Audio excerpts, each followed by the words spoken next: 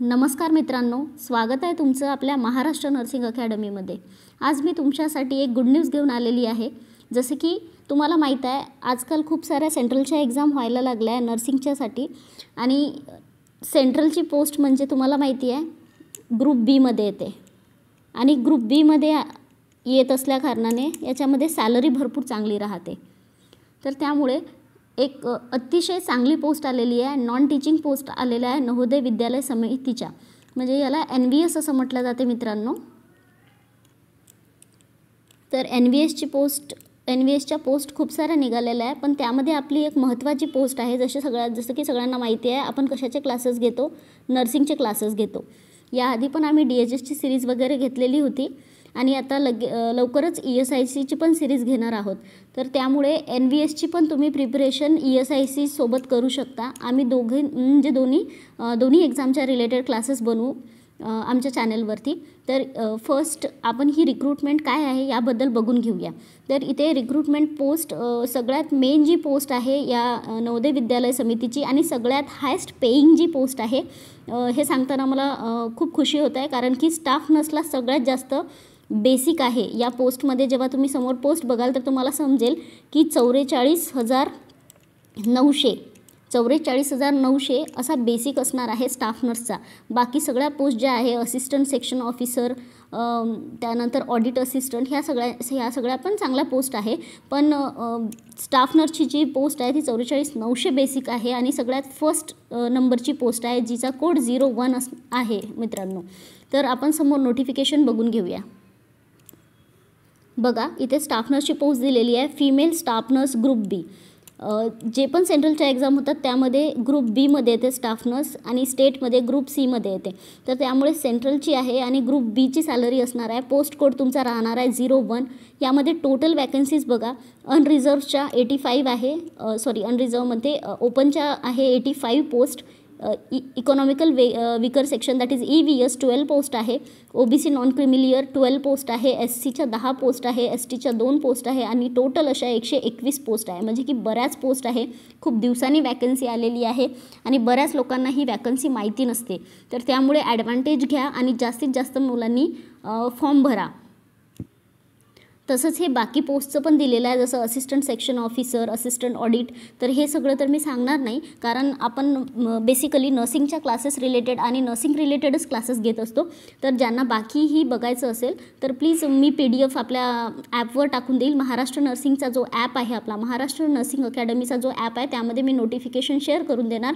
तर तुमचे बाकी कोणी बहीण भाऊ असतील ज्यांचं BCom झालेलं आहे किंवा एलिजिबल आहे या पोस्टसाठी, तर तुम्ही त्यांना हे शेअर करू शकता। सो नेक्स्ट आपण बघूया। तर आता बघा, पोस्ट अँड एलिजिबिलिटी क्रायटेरिया, याच्यामध्ये फिमेल स्टाफ नर्सचं बघून घेऊया आपण। पोस्ट कोड 01, पे स्केल किती आहे बघा, 44,900। तर हे एम्स एवढंच पे स्केल आहे तुम्हाला। ESIC एम्स या सगळ्यांचं पे स्केल ॲप्रॉक्सिमेटली सेमच असतो, 44,900। तर इन हँड सॅलरी जवळपास तुमची 75,000च्या जवळपास तुमची सॅलरी येणार, 70,000 ते 75,000 सॅलरी बनते। तर पोस्ट खूप छान आहे। यामध्ये तुम्हाला इसेन्शियल क्वालिफिकेशन काय लागणार आहे, तर BSc नर्सिंग लागणार आहे, ठीक आहे। पोस्ट BSc पण तुम्ही पोस्ट BSc वाले पण हा फॉर्म भरू शकतात।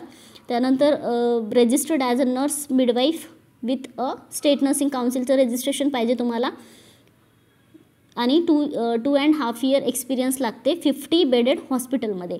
तर हे डिझायरेबलमध्ये जे पण तुमचं डिझायरेबल क्वालिफिकेशन आहे ते असलंच पाहिजे असं नाही, पण जे इसेन्शियल क्वालिफिकेशन आहे ते मस्ट आहे, म्हणजे तुमच्याजवळ इसेन्शियल क्वालिफिकेशन असलंच पाहिजे, ठीक आहे।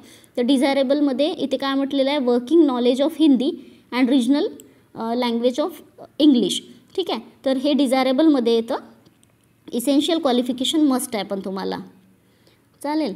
तर यानंतर याचे एज किती आहे, अप्पर एज लिमिट 35 एजपर्यंत आहे, जसं की OBCला 3 इयर एज रिलॅक्सेशन असतं तुम्हाला माहिती आहे आणि SC STला 5 इयर एज रिलॅक्सेशन असतं, ठीक आहे। तर अप्पर एज लिमिट 35 आहे। त्यानंतर सेकंड पोस्ट आहे, तर हे मी सांगणार नाही तुम्हाला, या समोरचं नेक्स्ट आपण पाहून घेऊया पेपर पॅटर्न वगैरे काय आहे ते, ठीक आहे। तर आता बघा एक्झामिनेशन पॅटर्न काय आहे स्टाफ नर्ससाठी, फिमेल स्टाफ नर्स. तर याच्यामध्ये तुमचं पार्ट 1मध्ये काय राहणार आहे, रिझनिंग ॲबिलिटी राहणार आहे, 15 मार्क्सचं राहील टोटल हे. त्यानंतर पार्ट 2मध्ये general awareness and current affairs, हे पण 15 मार्क्सला राहणार. म्हणजे टोटल किती झाले, 30 मार्क्सचं हे झालेलं आहे. पार्ट 3मध्ये तुमचं लँग्वेजचा पेपर राहील, general English and general Hindi, 10 मार्क्सचं. तर यामध्ये ग्रामर वगैरे येऊ शकतं. आम्ही इंग्लिशचे क्लासेस, ग्रामरचे आमच्या याच्यावर क्लास महाराष्ट्र नर्सिंग अकॅडमीवर अपलोड केलेले आहे. काही क्लासेस मराठीचे पण केलेले आहे, परंतु तुम्हाला इथे मराठी ग्रामर नाही तर आय थिंक हिंदी ग्रामर येणार. तर याला 20 मार्क्स आहे तुम्हाला, म्हणजे टोटल 30 आणि 20 असे 50 मार्क्स झालेला आहे. द टेस्टचा टाईम किती दिलेला आहे, 2.5 आवर्समध्ये तुम्हाला पेपर लिहायचा आहे. त्यानंतर नर्सिंगचे किती क्वेश्चन्स येणार आहे ते समोर बघून घेऊया.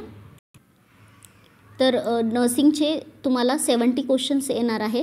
तर आधीचे 50 आणि हे 70 असे टोटल 120 क्वेश्चन्स येणार आहे स्टाफ नर्स पोस्टसाठी. बाकी एक्झामिनेशनचे जे बाकी पोस्ट आहे त्यासाठी पण वेगवेगळे दिलेले आहे, पण ते आपल्याला नाही बघायचे. यानंतर अप्लिकेशन फीस बघून घ्या तुम्ही. तर इथे स्टाफ नर्ससाठी खूप जास्त फीस ठेवलेली आहे, कारण की 70 to 75K तुमची सॅलरी असणार आहे. त्या हिशोबाने तुमची हे पण घेतलेली आहे इथे फीस. तर बघा याच्यामध्ये अप्लिकेशन फीस आहे 1000 रुपीज आणि प्रोसेसिंग फीस 1500 रुपीज. तर हे सगळं राहणार आहे स्टाफ नर्ससाठी. आणि त्यामध्ये जर तुम्ही SC ST किंवा फिजिकली हँडिकॅप असाल तर तुम्हाला फीज असणार आहे 500 रुपीज, ओन्ली 500 रुपीज. आणि अदर ज्या फिमेल असणार आहे अदर दॅन SC ST आणि PWBD तर यांना फीज असणार आहे 1500 रुपीज. ठीक आहे. तर फीज जास्त असल्यामुळे होऊ शकते की कॅन्डिडेट कमी अप्लाय करतील. तर तुम्ही या जे वॅकन्सी आहे याचा ॲडव्हान्टेज घेऊ शकता आणि सेंट्रलचे जॉब तुम्ही मिळू शकता. तर मित्रांनो इथे काही जनरल इन्स्ट्रक्शन्स दिलेले आहे, जसे की कोण अप्लाय करू शकतं, साईट काय आहे, किती निगेटिव्ह मार्किंग्स राहणार आहे वगैरे वगैरे. तर इथे फक्त Indian candidate, only the Indian nationals are eligible to apply.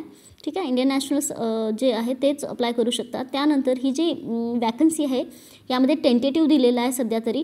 तर यामधल्या काही पोस्ट इन्क्रीज होऊ शकतात, डिक्रीज पण होऊ शकतात. आणि जी फायनल डेट आहे ती पण थोड्या दिवसात डिस्प्ले होणार आहे, कारण आता फक्त नोटिफिकेशन आलेलं आहे. डेट या महिन्यामध्ये तुम्हाला मे बी फॉर्म याच महिन्यात स्टार्ट होऊन जातील. त्यानंतर निगेटिव्ह मार्किंग 1/4 राहणार आहे. सगळ्यांना माहिती आहे ESICमध्ये यावेळेस UPSC कंडक्ट करत असल्यामुळे 1/3 निगेटिव्ह मार्किंग राहणार आहे, कारण की UPSC आपल्या सगळ्याच एक्झाममध्ये 1/3 निगेटिव्ह मार्किंग ठेवत असतं. तर ती एक्झाम आय थिंक थोडी हार्ड जाईल ॲज कम्पेअर टू NVS.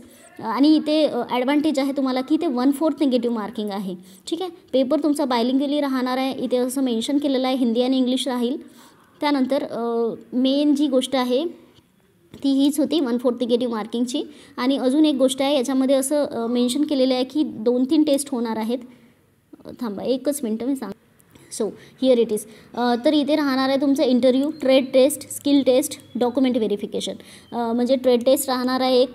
ठीक आहे. याचं जे स्वरूप आहे हे तुम्हाला थोड्या दिवसातच माहिती पडेल आणि हे सगळं साईटवर मेन्शन होणार आहे असं त्यांनी सांगितलेलं आहे. ट्रेड टेस्ट, त्याच्यानंतर तुमचं स्किल टेस्ट आणि DV document verification as usual pass झाल्यानंतर तर होतच असतं. ठीक आहे. DV होणार आहे. फायनल मेरिट लिस्ट तुमच्या NVSच्या वेबसाईटवर मिळेल आणि वेबसाईट पण दिलेली आहे यांनी. हां, तर इथे वेबसाईट पण दिलेली आहे www.navodaya.gov.in. ठीक आहे. ही वेबसाईट आहे.